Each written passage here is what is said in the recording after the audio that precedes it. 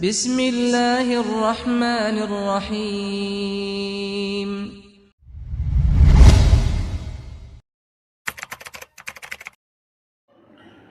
Bismillahirrahmanirrahim. Assalamualaikum warahmatullahi wabarakatuh.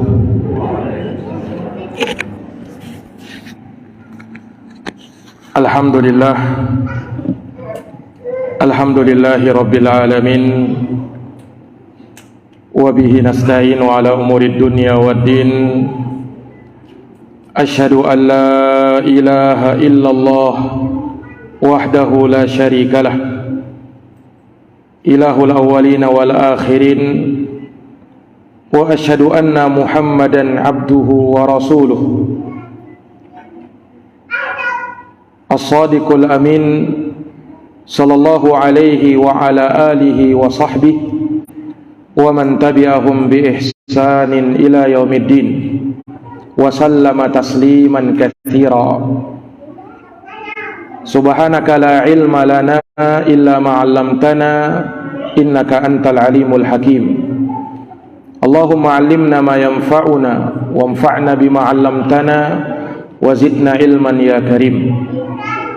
Rabbi shrah li sadri wa yassir li amri wahlul 'uqdatan min lisani yafqahu qawli, amma ba'd.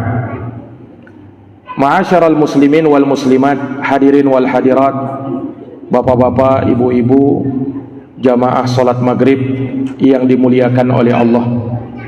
Alhamdulillah, alhamdulillahi bi ni'matihi tatimmus shalihat. Segala puji hanya bagi Allah yang dengan segala nikmatnya tertunai segala amal-amal kebajikan. Salawat dan salam semoga terhatur limpahkan kepada junjungan kita, Nabi Agung, Nabi yang mulia, Rasulullah Muhammad sallallahu alaihi wasallam, kepada keluarga, para sahabat, dan mereka yang senantiasa meniti jalannya sampai hari kiamat. Bapak Ibu yang dirahmati dan dimuliakan oleh Allah, di dalam sebuah hadis dari sahabat Abu Hurairah radhiyallahu anhu, Nabi sallallahu alaihi wasallam pernah bersabda. Hadis ini hadis yang cukup terkenal. Hadis yang menyebutkan tentang 7 golongan manusia yang akan diberikan tuduhan oleh Allah hari yang tiada teduhan kecuali teduhannya Allah. Kata Nabi, sab'atun yudilluhumullahu tahta dhillih yauma la dhilla illa dhilluh. Ada 7 golongan, kata Nabi, yang akan diberikan teduhan oleh Allah.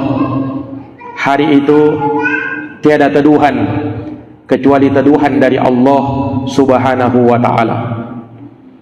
Maka Nabi sebutkan 7 golongan tersebut, dan satu di antaranya yang disebut pertama oleh Nabi adalah imamun adil, seorang pemimpin yang adil.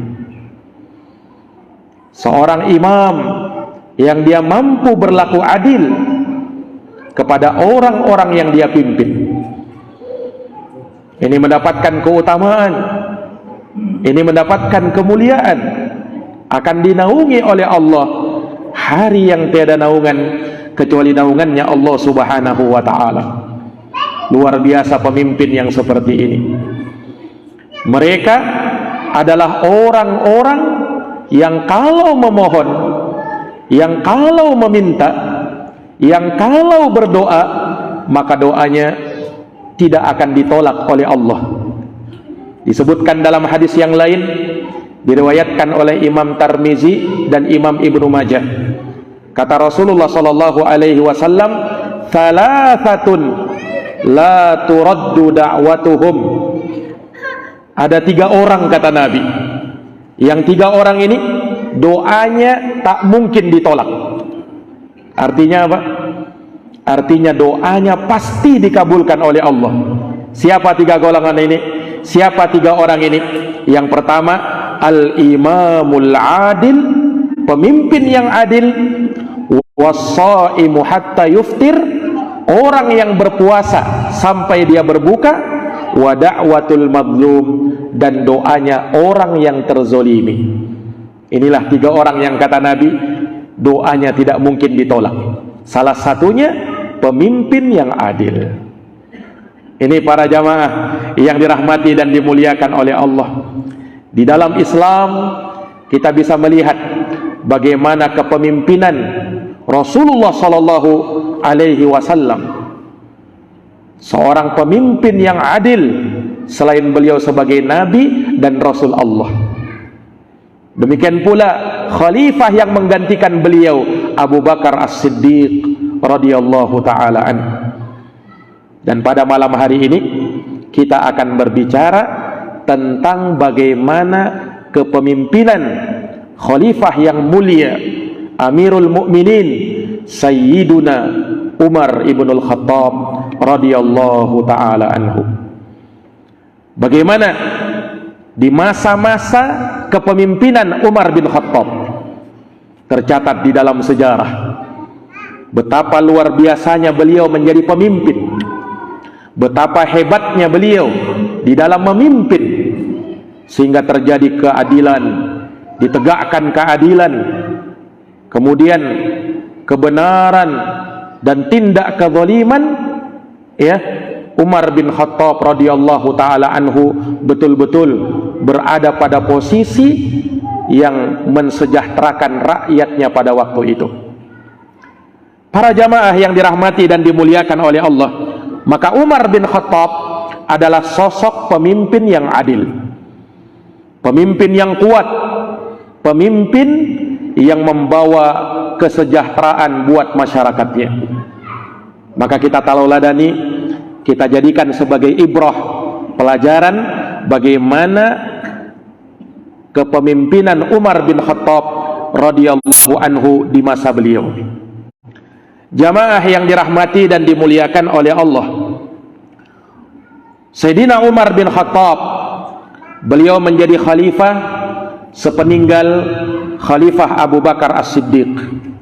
Beliau Abu Bakar As-Siddiq ketika akan meninggal dunia karena sakit yang beliau derita, maka beliau menginginkan agar sebelum beliau wafat sudah ada yang menjadi pemimpin bagi kaum mukminin, agar tidak ada perselisihan di antara para sahabat ketika itu. Akhirnya para jamaah sekalian, Abu Bakar As-Siddiq pun sempat menunjuk orang-orang supaya memusyawarahkan perkara ini. Maka bermusyawarahlah para sahabat, tapi ternyata mereka belum menemukan siapa kiranya yang pantas menjadi pengganti Abu Bakar As-Siddiq memimpin kaum muslimin tatkala itu.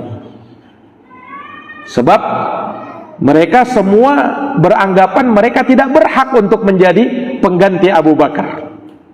Umar pun begitu. Sampai pada akhirnya mereka serahkan, biarlah Abu Bakar sendiri yang menunjuk siapa yang menjadi pemimpin setelah beliau. Maka jamaah yang dirahmati dan dimuliakan oleh Allah, Abu Bakar pun sempat berpikir dan terbersit dalam hati beliau ingin menunjuk Umar bin Khattab menjadi pemimpin ketika itu.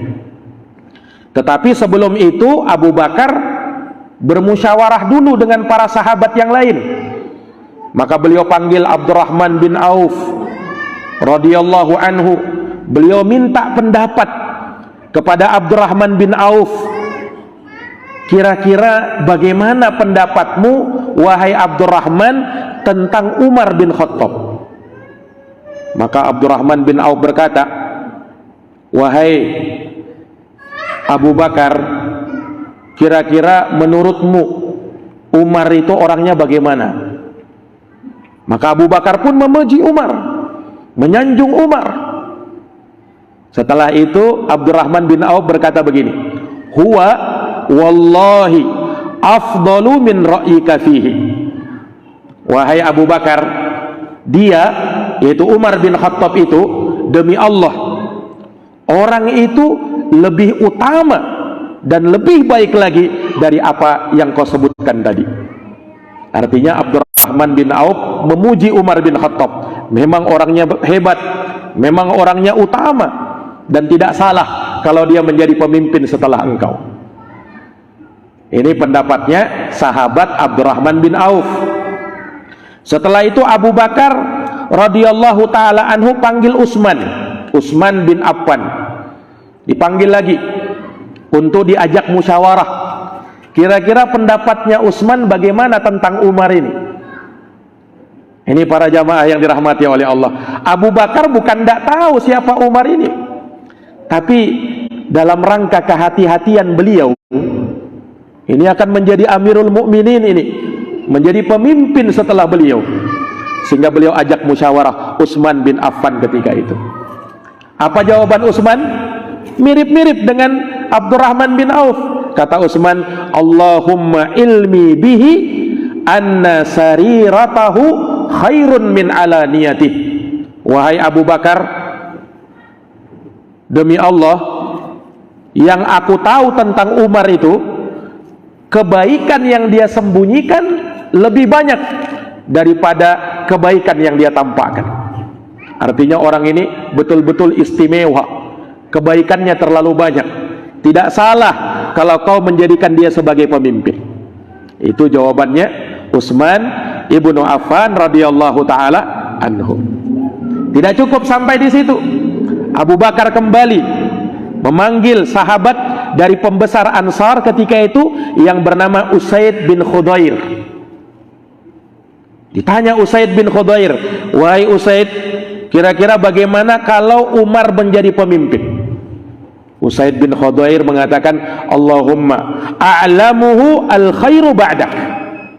Wahai Abu Bakar, yang aku tahu, orang yang paling baik setelah engkau yang ada di kalangan para sahabat, ya Umar orangnya. Tidak salah kalau dia menjadi pemimpin. Subhanallah. Jadi sahabat semua sepakat, yang memang menjadi pemimpin setelah Abu Bakar, orangnya adalah Umar yang lebih pantas. Abu Bakar juga ajak musyawarah sahabat yang lain, semisal Said bin Zaid. Tidak jauh-jauh pendapat beliau dari 3 orang sahabat sebelumnya. Demikian pula beliau panggil sebagian muhajirin, ansar, diajak musyawarah. Semuanya sepakat. Hanya ada sebagian waktu itu yang mengatakan, ya, bahwasanya Umar ini orangnya agak sedikit keras, kata sebagian sahabat ketika itu. Tapi Abu Bakar ketika diberikan hal tersebut, diberitahukan hal tersebut, Abu Bakar membela Umar. Kata Abu Bakar, itu Umar bersikap seperti itu karena dia menjadi pendampingku. Ini sewaktu beliau memimpin, yang menjadi wakilnya Abu Bakar itu Umar. Nah, kata Abu Bakar, aku ini memang sering menampakkan kelembutan. Nah, Umar orangnya tegas karena dia ingin mengimbangi diriku, kata Abu Bakar. Subhanallah. Supaya kepemimpinan itu betul-betul di antara sikap tidak terlalu lembek tapi tidak juga terlalu keras. Abu Bakar orangnya lembut, Umar orangnya tegas. Nah, kata Abu Bakar, nanti kalau dia menjadi pemimpin, insya Allah Umar tidak akan lagi seperti itu. Aku jamin, kata Abu Bakar. Jadi kalau itu masalahnya, insya Allah tidak masalah. Subhanallah. Pada waktu itu Pak, Umar bin Khattab tidak tahu kalau beliau ini dicanang-canangkan mau jadi pemimpin. Beliau tidak tahu ketika itu. Sampai akhirnya berita itu kepada Umar bin Khattab, dipanggil sama Abu Bakar. Subhanallah, ketika Umar mendapatkan tawaran seperti itu, Umar tidak mau, Pak. Wahai Abu Bakar, aku ini tidak pantas menjadi pemimpin. Masih ada orang-orang yang lebih baik daripada diriku. Subhanallah. Ini menunjukkan sahabat ini, Pak, orang-orang yang tidak ambisius untuk menjadi pemimpin. Kenapa? Ya karena mereka itu paham yang namanya kepemimpinan itu amanah. Kalau nanti mereka tidak bisa tunaikan amanah itu, pertanggungjawabannya besar di sisi Allah. Dan Nabi sudah peringatkan memang. Kata Nabi SAW dalam sebuah hadis, innakum satahrisuna alal imarah wa satakunu nadamatan yaumal qiyamah. Kata Nabi, sungguh kalian ini sangat berambisi untuk menjadi pemimpin, padahal nanti pada hari kiamat itu menjadi penyesalan bagi kalian. Ini jamaah sekalian yang dirahmati oleh Allah. Para sahabat ingat hadis itu. Nah, bahkan pernah disebutkan dalam sebuah hadis yang lain, ketika sahabat Abdurrahman bin Samurah ingin minta jabatan, Nabi ingatkan Abdurrahman bin Samurah, ya Abdurrahman bin Samurah, la tas'alil imarah, fa innaka in utitaha an mas'alatin wukilta 'alaiha, wa in utitaha min ghairi mas'alatin u'inta 'alaiha. Wahai Abdurrahman bin Samurah, jangan kau minta jabatan, karena kalau kau diberi dengan memintanya, maka kamu akan ditelantarkan oleh Allah. Tapi kalau kau diberi tidak memintanya, maka engkau akan ditolong sama Allah.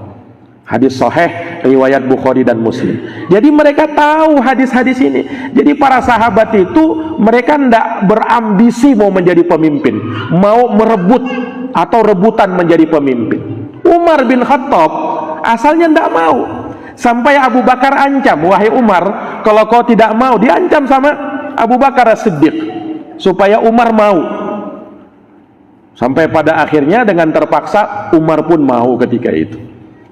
Para jamaah yang dirahmati dan dimuliakan oleh Allah, maka pada waktu itu kaum muslimin pun membaiat Umar bin Khattab menjadi khalifah yang menggantikan Abu Bakar As-Siddiq, dan beliaulah yang pertama disebut sebagai Amirul Mukminin, pemimpinnya orang-orang yang beriman.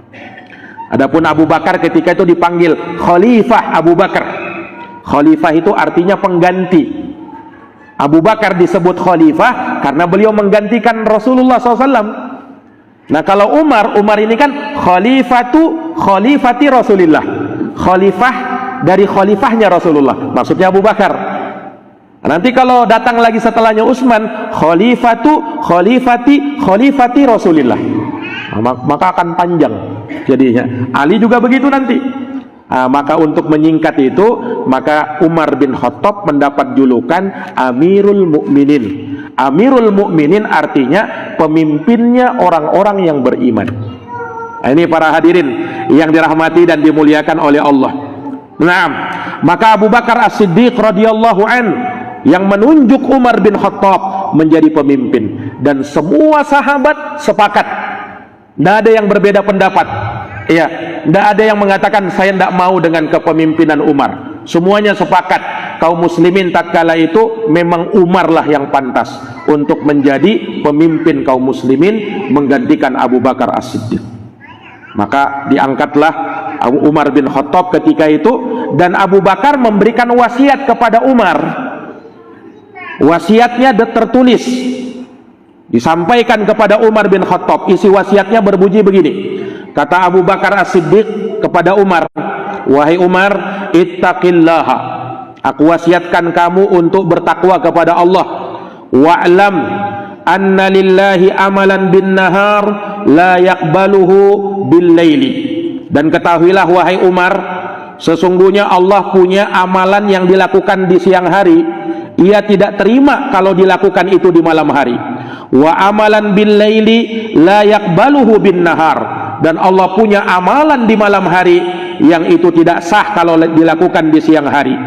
Kemudian kata Abu Bakar As-Siddiq, wa annahu la yaqbalu nafilatan hatta tuadda faridatan. Dan ketahuilah wahai Umar, sesungguhnya Allah tidak menerima amalan-amalan sunnah kalau amalan wajib belum dikerjakan. Kemudian beliau juga ingatkan bahwa sesungguhnya timbangan-timbangan kebaikan seseorang akan semakin berat kalau dia mengikuti kebenaran, dan timbangan kebaikannya semakin ringan kalau dia mengikuti kebatilan.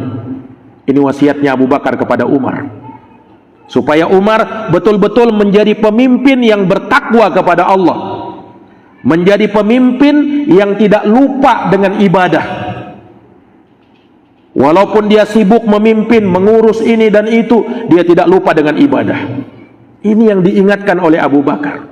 Jangan sampai kesibukan kamu memimpin, mengurus ini dan itu melalaikan kamu dari ibadah kepada Allah. Diingatkan oleh sahabat Abu Bakar As-Siddiq. Kemudian beliau ingatkan agar Umar selalu mengedepankan kebenaran dan menjauhi yang namanya kebatilan. Kemudian kata beliau, wa inna allaha dzakara an ahlil jannah wa amalahumul khair. Dan Allah subhanahu wa ta'ala menyebutkan di dalam Al-Quran tentang penghuni surga dan amalan terbaik yang mereka punya, serta Allah subhanahu wa ta'ala mengampuni dosa dan kekhilafan mereka. Kata Abu Bakar, wahai Umar, jika engkau ingat tentang mereka penghuni surga, maka katakanlah, wahai Umar, aku khawatir jangan-jangan aku tidak termasuk dari penghuni surga. Kata Umar, kata Abu Bakar As-Siddiq. Lalu Allah subhanahu wa ta'ala sebutkan juga tentang penghuni neraka beserta dosa-dosa mereka, siksaan yang mereka dapatkan di dalam neraka. Kata Abu Bakar, ingatlah bagaimana siksaan penghuni neraka. Kalau kau ingat tentang mereka, maka katakanlah, aku berlindung kepada Allah dari azab api neraka dan menjadikan aku salah seorang dari penduduk neraka. Katakan seperti itu, wahai Umar. Ini wasiat Abu Bakar, supaya Umar itu ingat akhirat. Pemimpin yang luar biasa itu pemimpin yang ingat akhirat, sehingga kalau dia ingat akhirat, maka itulah yang mengajarkan pada dirinya untuk selalu berlaku adil. Kenapa? Dia ingat akhirat. Kapan dia berlaku zalim, maka dia akan mendapatkan siksaan di akhirat. Umar diingatkan seperti itu oleh Abu Bakar As-Siddiq radhiyallahu taala anhu. Nah, kemudian di sini beliau ingatkan bahwasanya seseorang itu tidak boleh bangga terhadap dirinya.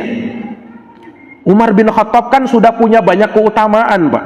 Telah kita sebutkan di pertemuan yang lalu, Umar bin Khattab termasuk sahabat yang dijamin oleh Nabi bakalan masuk surga.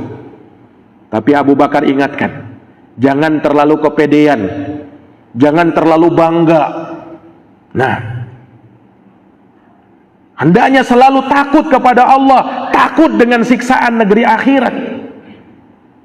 Jangan terlalu berbangga dengan amalan, dengan apa yang dipunya. Abu Bakar ingatkan Umar seperti ini, subhanallah. Maka jamaah yang dirahmati dan dimuliakan oleh Allah, inilah wasiat Abu Bakar As-Siddiq kepada Umar bin Khattab yang menjadi pemimpin setelah beliau. Ini wasiat yang berharga, yang betul-betul dipegang oleh Umar bin Khattab. Naam, dan beliau berpegang dengan wasiat Abu Bakar As-Siddiq radhiyallahu anhu untuk menjadi apa?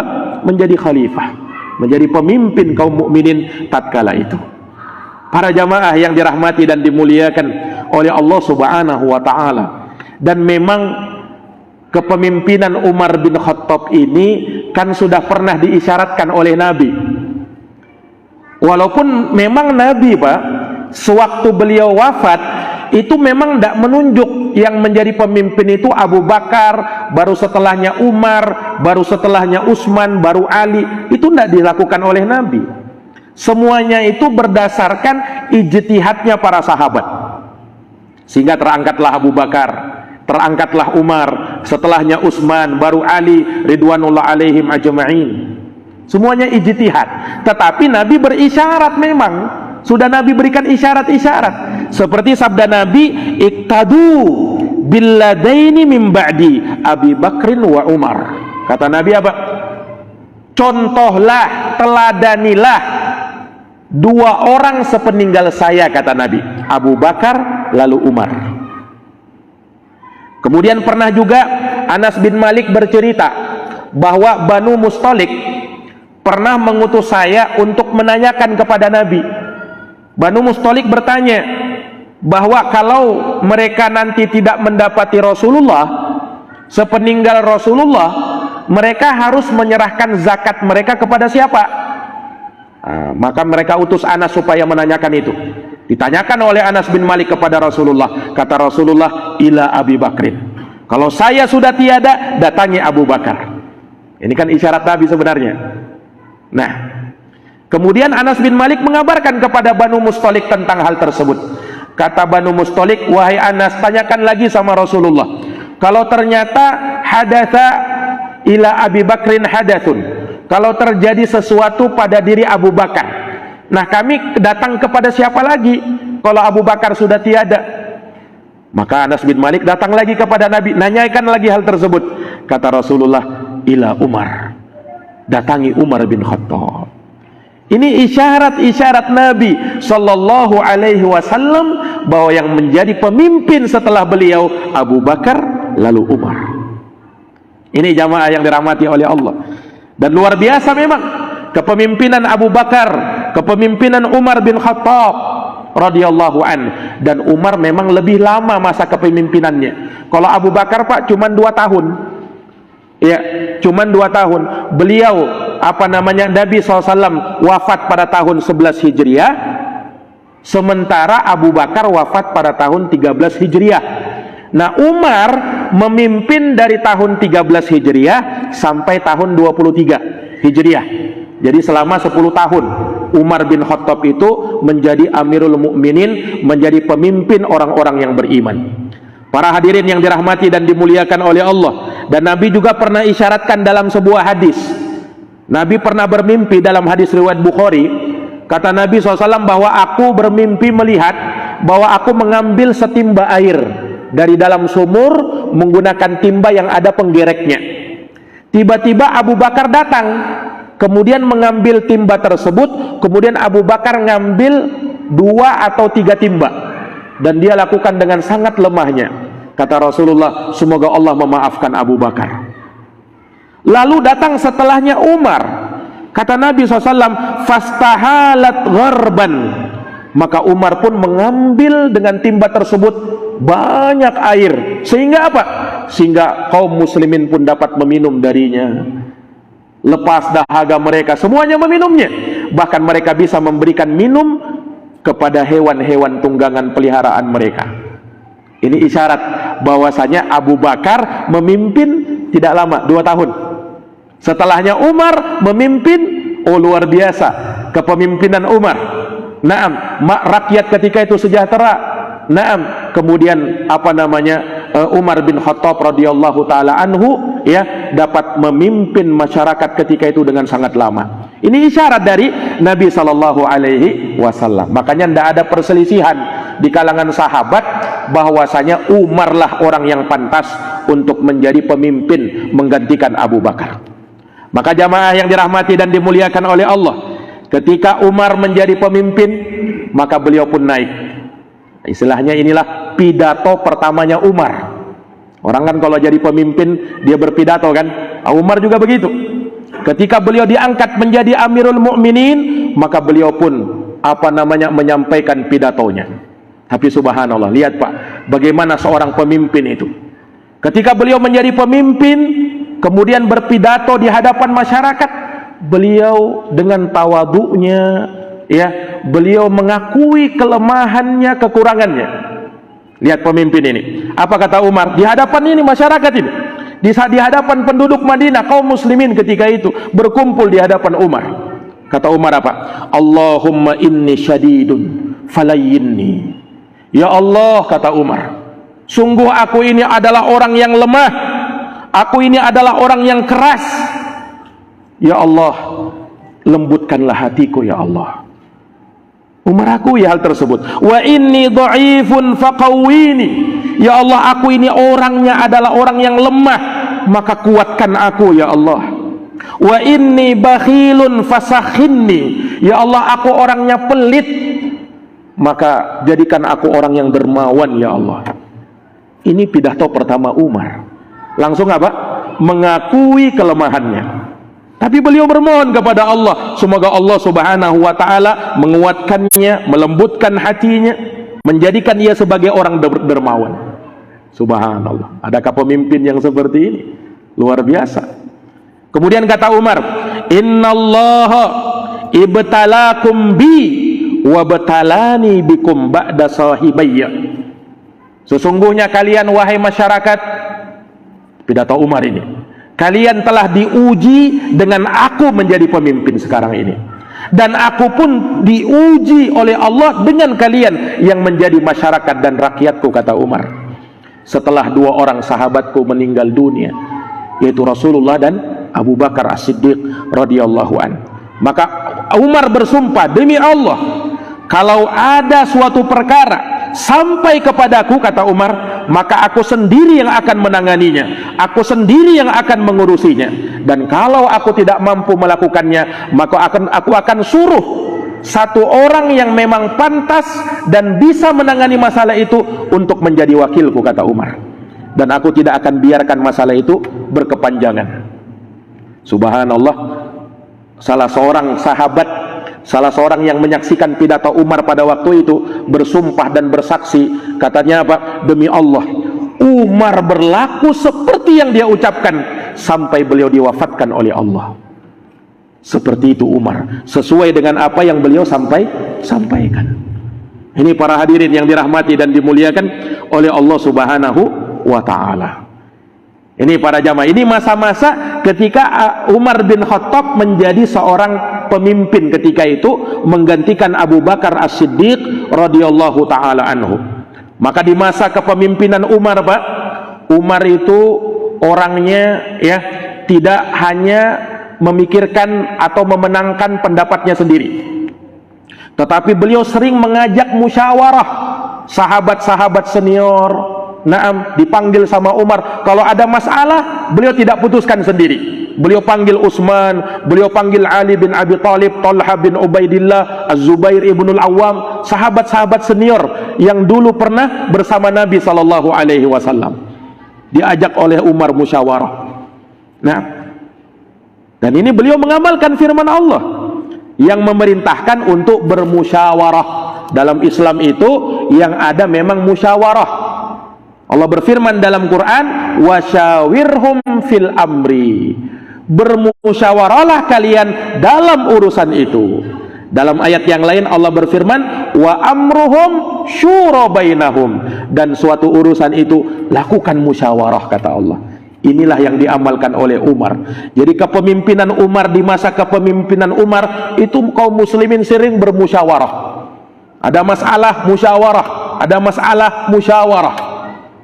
Karena memang itu yang terbaik, supaya kita dengarkan pendapat-pendapat kaum muslimin yang lain yang punya ide-ide yang luar biasa, yang apa namanya bagus untuk diterapkan. Ya, karena Umar sadar, walaupun beliau sahabat yang sangat utama, tapi yang namanya manusia butuh dengan yang lainnya, butuh saran dan pendapat, butuh mendengarkan nasihat juga Umar radhiyallahu taala anhu. Nah, ini para hadirin yang dirahmati dan dimuliakan oleh Allah Subhanahu wa taala. Maka beliau punya majelis syura, majelis musyawarah pada waktu itu. Jadi kalau ada masalah-masalah, datang ke majelis musyawarah. Yang dihadirkan tidak semua kaum muslimin, Pak, tapi sahabat-sahabat senior yang memang dulu pernah berjuang bersama Nabi, yang pertama-tama masuk Islam. Nah, ini yang dipanggil sama Umar, orang-orang yang punya ilmu yang luar biasa. Tetapi kadang Umar juga panggil sahabat junior seperti Ibnu Abbas. Ibnu Abbas ini sahabat junior, Pak, artinya sahabat muda masih beliau.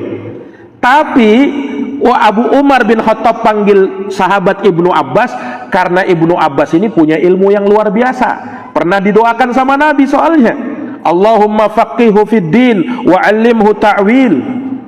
Nabi doakan Ibnu Abbas, ya Allah, ajarkan Ibnu Abbas ini tafsir Al-Quran, faqihkan dia dalam urusan agama. Allah kabulkan doa Nabi. Sehingga Ibnu Abbas memang masih muda orangnya, tapi paling paham tentang isi Quran, Ibnu Abbas itu. Makanya salah seorang sahabat muda yang dipanggil oleh Abu Bakar untuk dimasukkan di majelis syura'nya beliau adalah Ibnu Abbas. Ini para jamaah yang dirahmati dan dimuliakan oleh Allah Subhanahu wa ta'ala. Iya, bahkan pernah disebutkan dalam di masa kepemimpinan beliau. Jadi pernah, Pak, terjadi pada waktu itu ya suatu wabah penyakit ya, yang ada di negeri Syam pada waktu itu. Yang ada di negeri Syam. Umar bin Khattab ketika itu belum tahu. Pas mau masuk, oh kedengaran ada berita wabah penyakit berbahaya sedang melanda negeri Syam.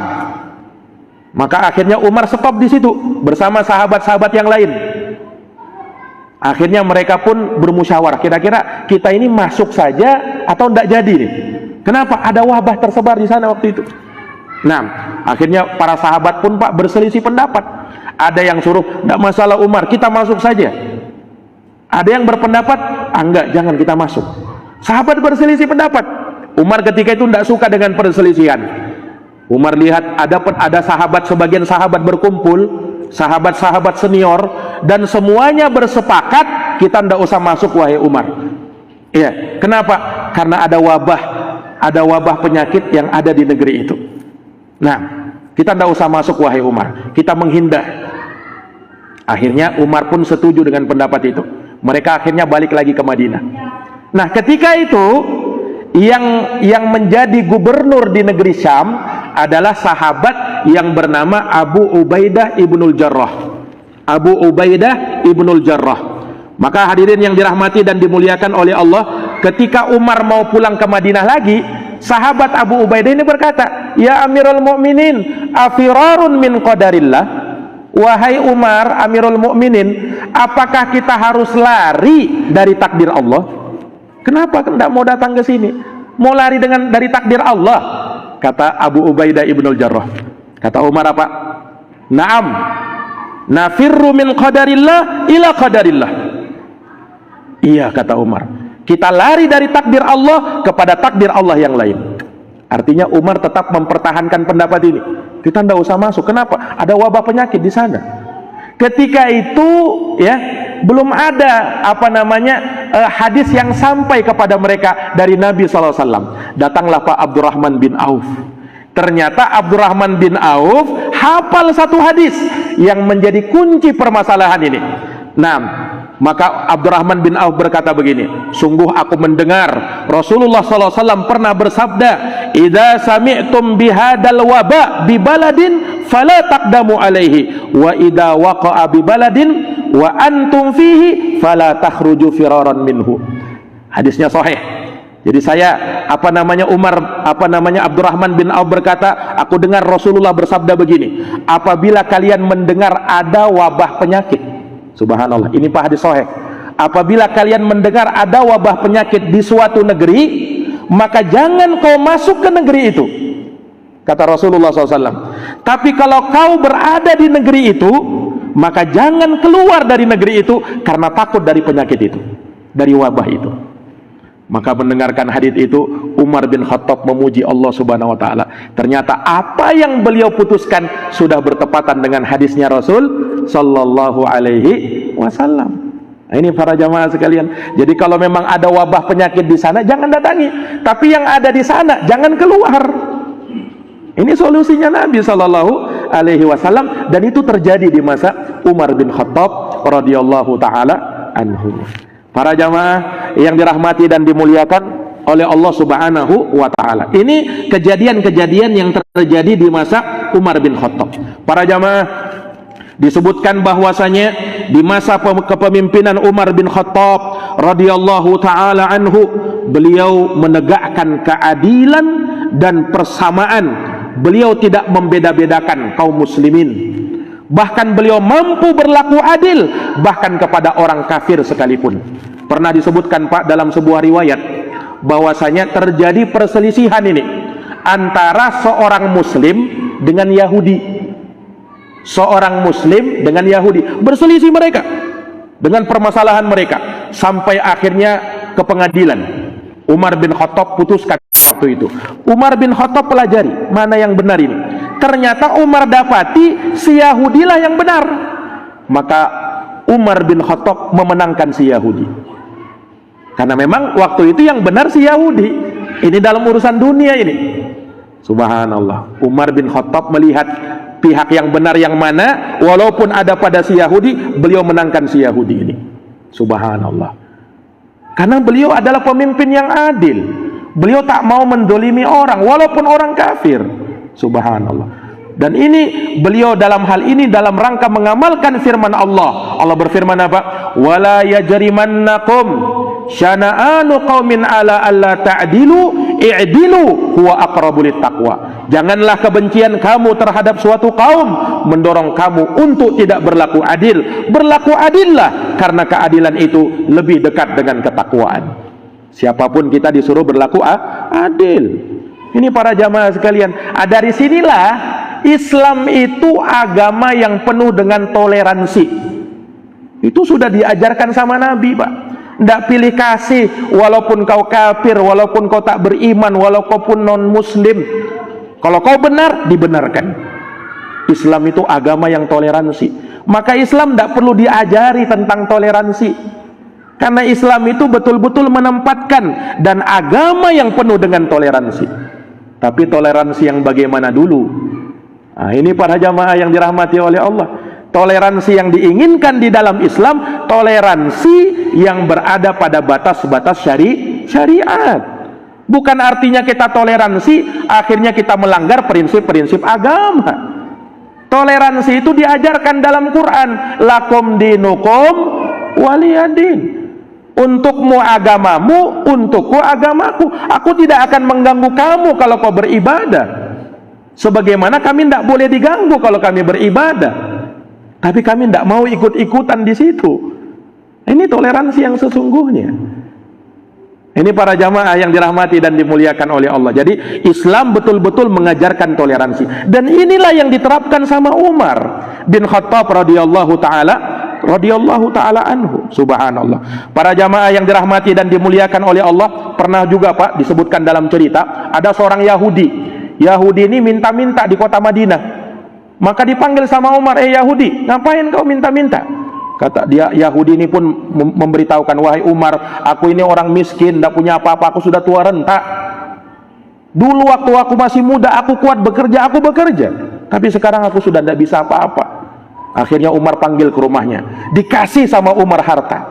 Lalu dipanggil lagi, suruh kedatang ke Baitul Mal, supaya orang Yahudi ini diberikan harta Baitul Mal, dari Baitul Mal. Kemudian dilepaskan dari jizyahnya. Subhanallah. Ini Umar bin Khattab radhiyallahu taala anhu. Betul-betul orang yang luar biasa. Dan beliau sangat memperhatikan rakyatnya, keselamatan rakyatnya. Nah, jangankan itu Pak, jangankan manusia, hewan saja Umar bin Khattab pernah berkata begini. Kata Umar bin Khattab, duhai, sungguh aku sangat khawatir manakala ada satu jalanan di kota Madinah yang berlobang-lobang, kata beliau, sehingga ada keledai lewat kemudian kepeleset itu keledai gara-gara ada tanah yang berlobang. Aku khawatir aku akan disiksa oleh Allah gara-gara itu, kata Umar bin Khattab. Sehingga beliau betul-betul rapikan jalanan pada waktu itu. Ini Umar bin Khattab Pak. Kenapa? Wasiat Abu Bakar betul-betul beliau pegang. Nah, inilah pemimpin yang luar biasa, Umar bin Khattab radhiyallahu taala anhu. Para hadirin yang dirahmati dan dimuliakan oleh Allah, masih banyak kisah-kisah tentang Umar bin Khattab, bagaimana beliau menjadi seorang pemimpin yang adil, pemimpin yang luar biasa. Insyaallah taala akan kita kisahkan di pertemuan yang akan datang. Jazakumullahu khairan atas perhatiannya. Mohon maaf atas segala kekurangannya. Kita akhiri dan kita tutup dengan doa kafaratul majlis. Subhanakallahumma wa bihamdika asyhadu an la ilaha illa anta astaghfiruka wa atubu ilaik. Subhana rabbika rabbil izzati amma yasifun wa salamun alal mursalin walhamdulillahi rabbil alamin. Wassalamu alaikum warahmatullahi wabarakatuh.